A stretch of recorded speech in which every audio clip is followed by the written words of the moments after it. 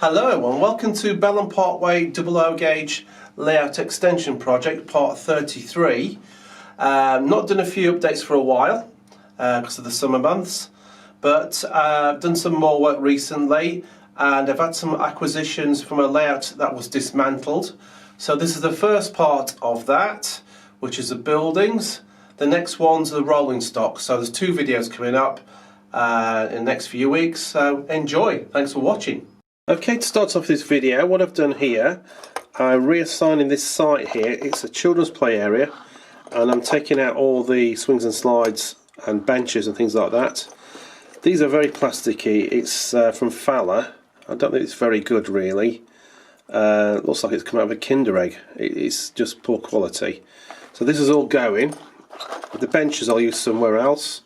The fencing I'll probably use outside. I've taken that down as well. And what I'm going to do is I'm going to instate this electrical substation with a boiler room and chimney. So I'll show you that once it's done. Okay, let's look at the substation here. So we've got a boiler room house here and a chimney, which are separate items. So I'm going to put a little pathway there which is worn away. And it's a remarkable building. It's a really nice looking building, this. You can just see through the windows there. I'm going to put some wire mesh fencing, chain link fencing around here. You can see it's overgrown. But it just suits the layout really well there. Better than the playground I had there, which was a bit plasticky. Okay, let's go around the other side here, and again put some fencing across there for any trespassing, and perhaps a few little items stored in the yard at the front there. But it's a lovely building and suits the area really well. Could be disused, I don't know, but looks good. Okay, to the rear of the TMD, the servicing depot side, this bit here, I've taken out the fuel tank which supplies the fuel for the refueling point for the diesels, and I'm going to replace this with a larger twin fuel tanks. So I've had to move the fencing back, so I'll take this out. That's got to be repositioned and reassigned. So the area's got to be cut back a bit, and I'm going to take a portion of this hard standing area out. I've just marked that down already to accommodate the twin fuel tanks, which are much larger. So I've cut out the cross section there of the hard standing area. It was balsa wood, which was glued down with some polyfiller as well. A bit hard getting that off. Then managed to get that off quite nice and neat. Just chisel that out with a bolster, and it's ready now for the laying of the twin fuel tanks. Okay, let's take a closer look at the twin fuel tanks. An excellent model here by Bachmann. You've got the ladder, the safety rail going up to the top there.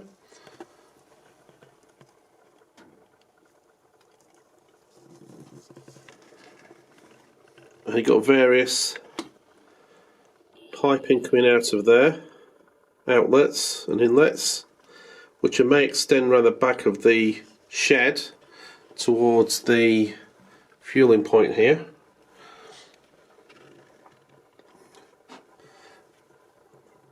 Various stopcocks on there as well.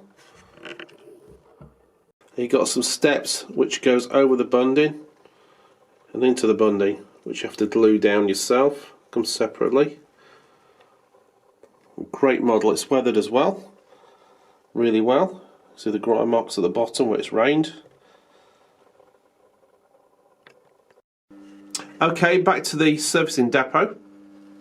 The MPD, which is Broadgate, I've named this. I've added this plate layers hut, which is not a plate layer, so now it's a little office next to the fuel tanks, and it suits really well next to the concrete apron there on that curvature. and I think the tanks look much better than the old one. I didn't realise that the bunding around the tanks came into force early 90s, maybe late 80s. I'm modelling 1977 to 81ish. Maybe they did do that at some stage, but it still looks good, and I'm happy with that. Just a little addition, little sign I've found in a drawer. Beware of trains, really old type metal sign. So I added that for the little crossing there, the access to the yard. All these little details I quite like. Moving on further down, we've got this Backman water tower, which is an excellent model. So I've situated that on the MPD servicing depot, and that sits really well there. And it's a really good building. It's like a steel metal frame. The metal stair rail here you have to fit separately, so I've just glued that on there, but the weathering on here is really good, and I do like the dirty water inside there. That sits really well next to the lighting tower, which needs adjusting. It's slightly leaning over actually, but a very grimy water tower as you find in depots. I like the lattice framework, probably Victorian, I don't know, I would say so. Anything like that just transforms the layout. So that's a water tower. Okay, moving to the Lion and Lamb pub. Just outside near the car park next to the MG is a rowing boat I found in a box that I've not used for a while. I've stuck it down there. They may use that on the river at some stage, I don't know, it could be abandoned, but it just looks cosmetically good around the back end of the car park there. Okay, at the south end of the layout, just before the cut-in or after the cut-in, I've replaced the signal box here with a Bachmann sort of LMS signal box, and I think that suits that little section really well.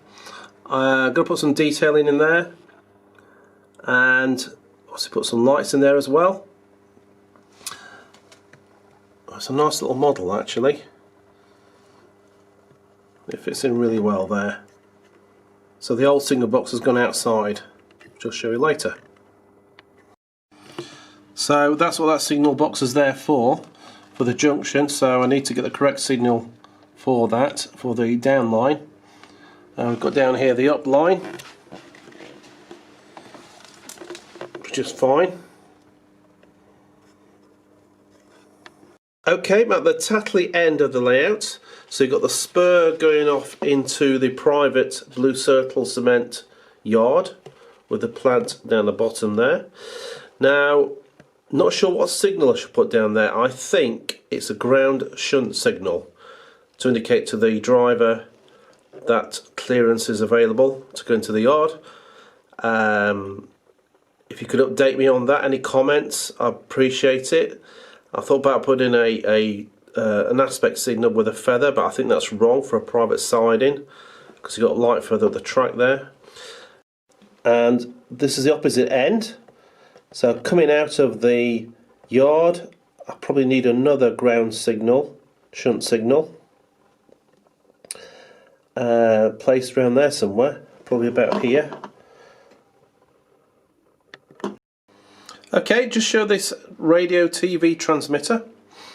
Daryl Rogan, sorry, has fitted this with a lighting sequence, which I got wired up wrong before, so he's repaired the wiring underneath the board for me, and we've got a sequence going there, and really pleased with that. Thank you, Daryl. Thank you very much. I'll get it right next time when I wire it up. Okay, on the outside section spur, I've put this signal box from the internal layout onto the outside to cover this junction. It's also got a light in there so it's illuminated, and I've replaced the transformer that was there. So I'll be outside all year round. And at the back here I've used the old fencing for where the substation's gone internally. What I'm finding is this cork stuff here, in the summer period it swells and breaks off. So I'm putting fencing where I can around the edges, like here. So it's not just cosmetically, stop the trains falling off. Okay, let's derail. Seems to work. I also had some spare barbed wire, and I've used that on the external fencing with matchsticks, which have trimmed down.